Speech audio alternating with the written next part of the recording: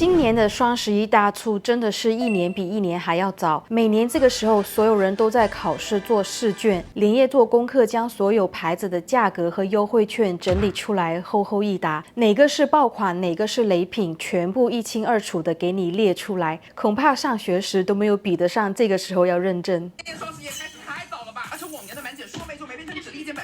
这直接加在不明摆着变贵吗？趁早了2大眼研究双十一攻略，终于被我挖到隐藏优惠和节漏时机了。一进入平台活动页面，满屏幕都是各种折扣和优惠券规则，不仔细研究，压根儿不知道怎么使用。各种促销算法复杂到离谱，凑单满减、优惠叠加、定金膨胀，一个不留神就给你脑子都绕晕了。还好我数学很差，算不过来。那更坑的是，有些优惠券还分时段限量发放，你熬夜抢、定闹钟抢，不抢又觉得亏，抢到了吧？当你还在犹豫的时候，就这么失效了。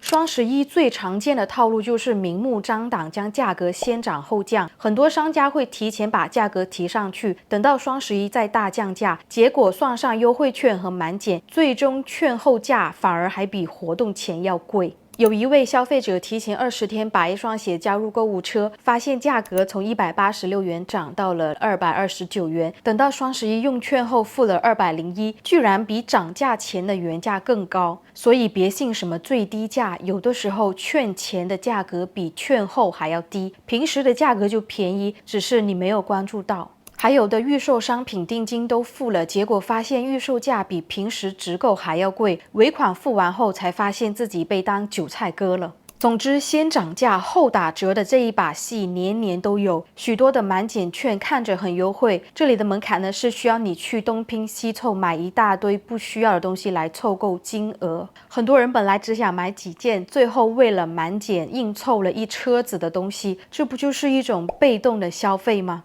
双11原本只是几天的促销活动，如今硬生生拉成了1个月的马拉松。各大平台每年都在刷新史上最早的记录，通过延长促销的周期来获取流量。但今年更夸张，京东和抖音10月9号就率先启动双11促销，比去年整整提前了5天，活动一直持续到11月14号，足足37天。紧接着，小红书在10月11号开跑，天猫、淘宝也在10月15号开启预售。这么一来，消费者整整被活动的信息要轰炸1个月，你会感觉每天都生活在双11的活动里。平台这么早抢跑，是想利用更长的时间去最大程度刺激消费。就好比李佳琦早在9月25号就上线了所有女生的 offer 2025，这等于提前半个月就帮大家把购物情绪卷起来了，妥妥的让你的钱包为了接下来的1个多月做好准备。双11促销周期被延长的这1个月里，你的购物需求也会不知不觉的被延长和放大。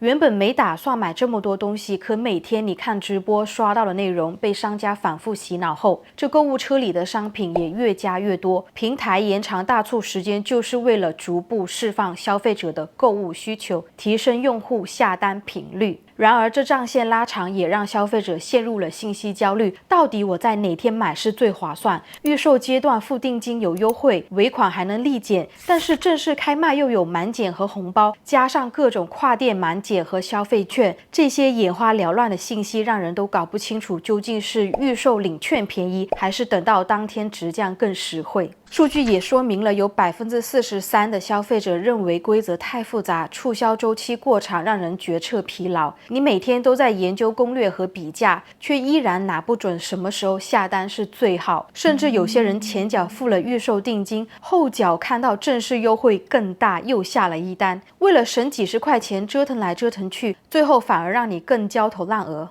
那说到买，就不得不感叹双11这几天大家花钱如流水。光在2024年双11的前后，全国就处理了127.83亿件快递包裹，相当于每个人收到约10个包裹。你想想看，全国人均10个包裹，这几天到底囤了多少东西呀？在2023年，消费者在电商平台的人均消费额达到8660元人民币。这么一算来，双十一短短几天就能砸个几千块钱，简直太正常不过了。也难怪每年这个时候，网上有些人把疯狂囤货当成值得炫耀的事情。他们喜欢晒出自己的订单截图和堆成山的快递。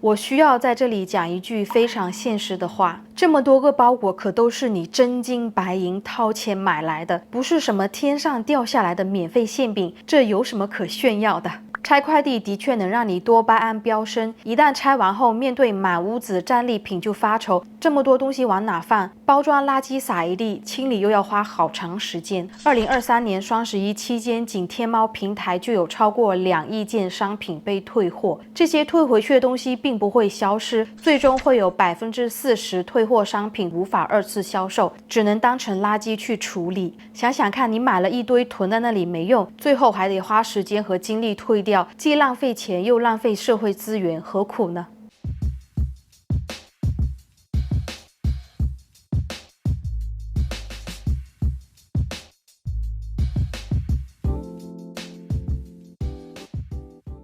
如果要跟我说你在双十一就是想抓紧多囤一点东西，那我麻烦你翻开日历看一下，接下来还有双12、年货节、618各种购物节一个接着一个，各大主流电商平台几乎全年无休在办促销，除了618年中大促和双11这种核心档期以外，还有什么99大促、38女王节、开学季、情人节、七夕节，各种节日层出不穷，巴不得将每天都做成一个特别的日子，只有你想不到，没有平台办不到的。宠物天降券啊，家电天降券啊，给我领啊！天猫超市券啊，全部给我把它领好。什么珠宝券啊、运动券啊，只要上面可以点的，你都给我点掉它。那东西囤多了，其实也是一种负担。你买的时候会想象着自己一定用得到，结果半年过去，压箱底都没有动过，囤了1年的面膜可能到期都用不完，衣柜塞满了还要继续买，最后这些用不完的东西被闲置或丢弃，而且你还会一直源源不断的购入更多的新品。